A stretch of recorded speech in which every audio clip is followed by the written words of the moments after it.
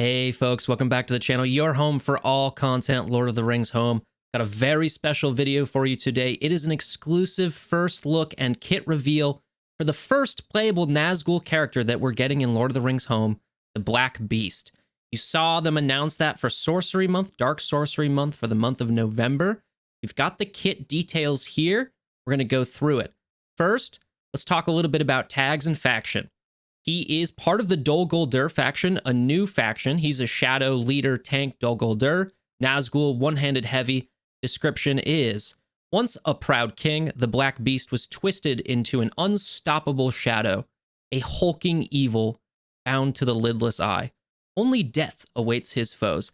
I really love the character design they have here. He looks menacing. He looks fearsome. I think it's worthy of a Nazgul character design. Let's hop into the kit. Okay, so we have our basic crippling shadow.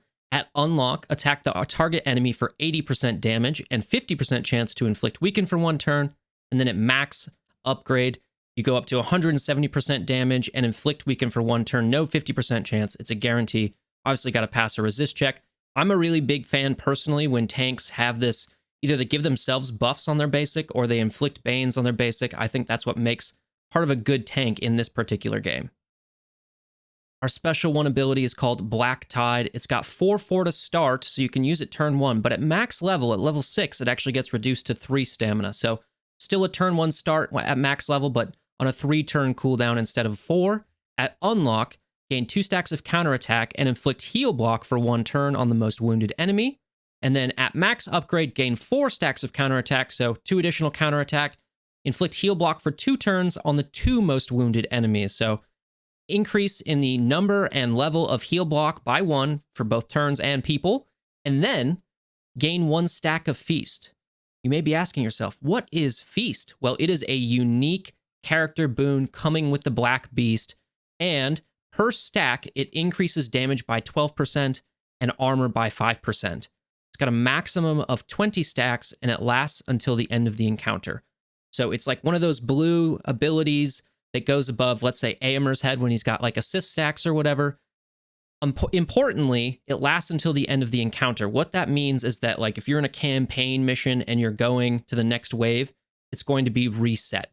So special ability 1, Black Tide, you're getting 1 stack of feast.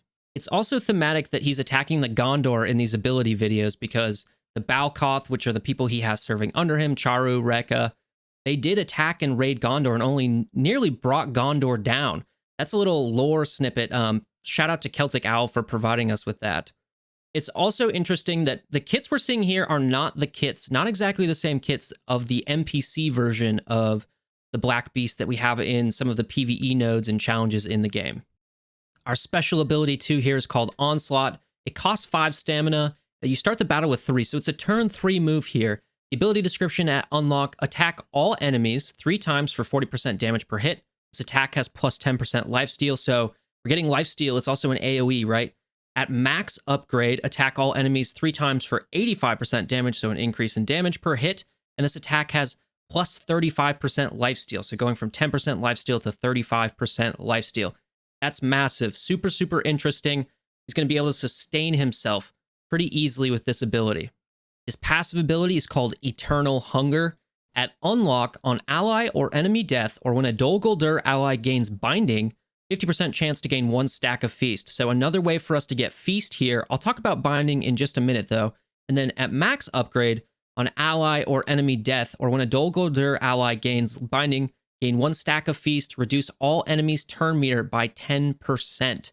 This is an incredible passive. So at max upgrade, we get the guaranteed chance to gain a stack of feast, which, if you remember, is 12% damage per stack, 5% armor per stack, but it also reduces all enemies' turn meter by 10%, and this is every time somebody is dying. So again, the feast stacks get reset when you go through at the end of an encounter, so when you go through to the next wave, let's say in a campaign mission, but think about chapter 1 of the raid for a second, right? When you're killing all these orcs, or when the bomber drops his bomb and wipes out that 6 orcs, right? That's 6 stacks of feast. Also, when you just kill some of these orcs, right, you're reducing their turn meter by 10%. I think that's going to be very valuable in all parts of the raid. Chapter 3 especially comes to mind, right? Killing orcs in Chapter 3 might be a viable strategy with the Black Beast. let's go into the leadership ability. Leader ability is called Dark Conscription.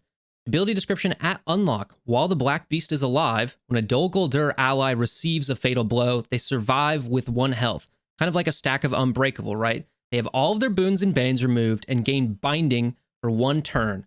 When binding expires, they heal for 60% of their max health. When the Black Beast dies, any allies affected by binding die along with him.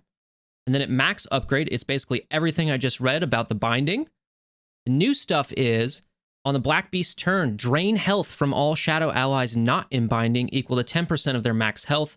This will not occur if the Black Beast is stunned. And then shadow squad members gain plus 15% focus.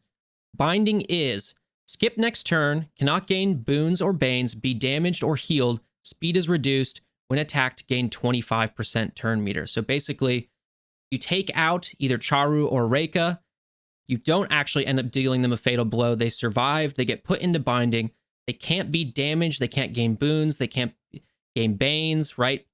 Then they come back, they get 60% of their max health healed, but they skip their next turn. Importantly, anytime one of your Dol Guldur allies goes into binding, you're giving the Black Beast another stack of feast. So Charu, Reika, let's say they both go into binding, right? That's 2 stacks of feast for the Black Beast. If they die later on, they're also going to be giving him stacks of feast. So you're going to be able to build up these stacks of feast really fast. Interestingly, he's also, kind of doing lifesteal on his own team, right? He's got drain health from all shadow allies not in binding equal to 10% of their max health. This can kill your shadow allies, which will heal him and give Black Beast stacks of feast, but it's kind of a trade-off, right? So there's some interesting mechanics that we have here. I'm very excited to try them out. I'm very excited to see how they perform. I think they've got viability in both arena and raids. We didn't really talk about it a little bit, but his special one has got these heal block mechanics on the most wounded allies. That to me is a little anti-Elrond. Got to see what the rest of this stuff is about. He has an AoE, has a way to reduce turn meter, so he's got some things to work with. I'm just very excited about this kit, and I'm very happy to share this exclusive first look with you. I want to give a special shout out to CG and the developers for giving me this information early, giving me an exclusive first look at the kit reveal for the Black Beast that I get to share with you here today. Thanks for watching. Take it easy.